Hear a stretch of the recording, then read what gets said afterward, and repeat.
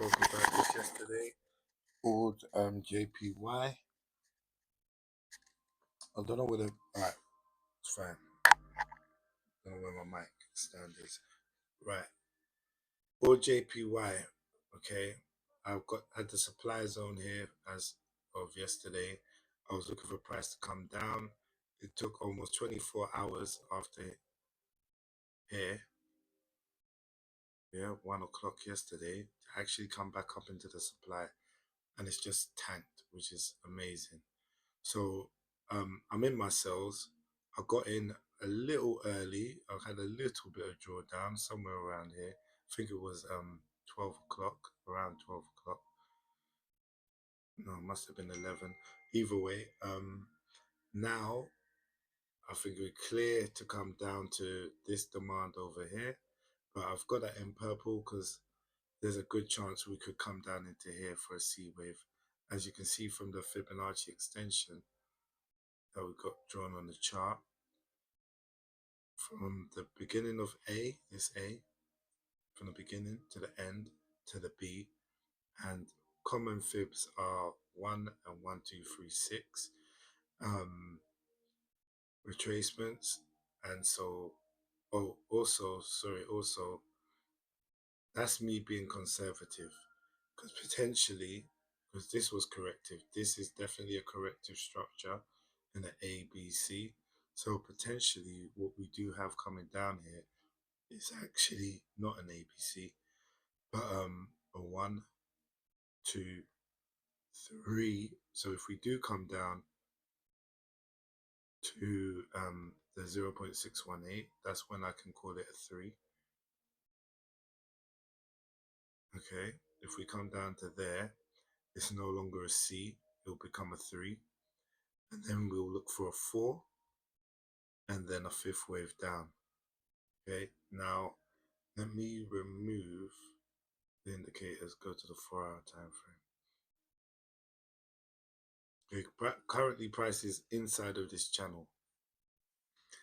When we get near the low of this channel, as we're approaching the low of the channel, one thing I do and will do to try and determine whether we are looking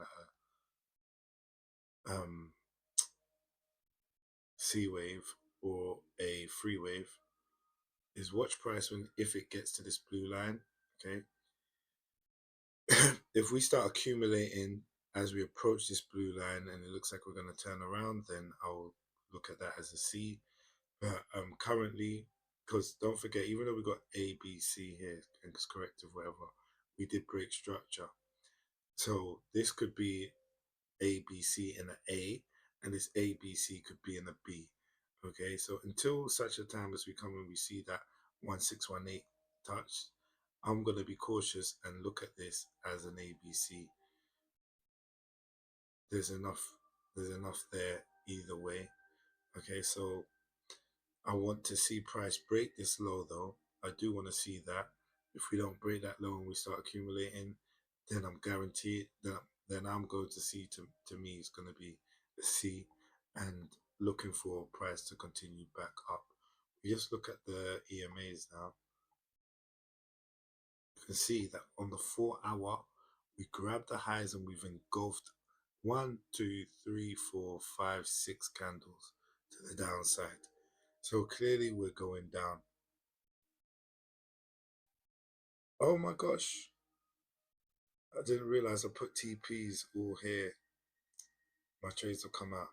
All right, it's cool. I'm going to look for a pullback and then enter on a pullback, but a bit upset about that because it was not my target. My target, as you can see, they're down here. I wasn't even aware I did that. Okay, there's a little pullback here. I could just throw them all back in and it would be no real difference, but I don't really trade like that. We are really oversold. It's probably just as well. We've hit a very good target and wait for price to come back. Wow, well, where could price come back to? I'm gonna mark up the ideal area, which is the last OB. We may not see this.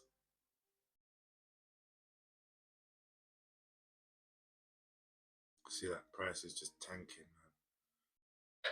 I just put a small position in, a very small position in. I hate trading like that. Don't know why I did it. I should take it out. I am gonna take it out because I've hedged it. Right, because I don't trade like that. That's not cool. All right, so at least the daily open, maybe we got a little quick up move before continuation over here at the daily open is a good point of interest as well, which is the beginning of this OB, this up move here. So that would be a decent area. I mean, if the EMAs are all the way up here. I like to use the EMAs, but they're all the way up there. I've just added to a buy. Okay, so looking for price to come back up. Okay, we don't even have bullish divergence. That was such a strong move down. Looking for price to come back up, at least into this area. I'll remove my hedges there and look for more sell positions. But like I said, we don't know how far up price can come at this current moment in time. So the best thing we could do is just wait it out. Okay, so the other one I'm interested in is USD CAD. USD CAD. I did try and do an earlier video, and too much was going on in here, so I couldn't. USD CAD, I'm looking for it to come up to this supply zone here. Hold on, it's drawn already. To here, okay. We're in this demand. It looks like we're doing a fifth wave, all right? 1, 2, 3, 4, 5. The 1618 has been hit. Oh, that's from before. This is the 1618, okay?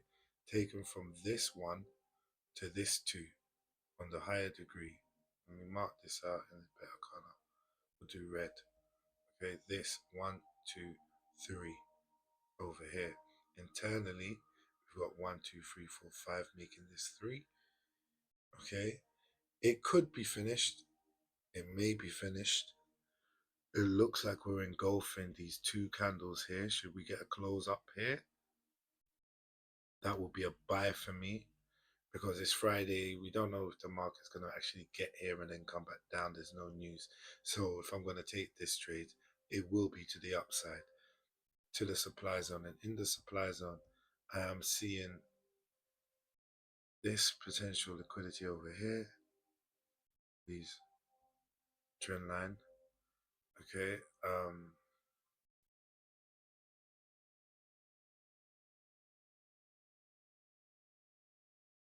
So potentially we make it up above this high here, that where the trend line starts, into here, a more defined area.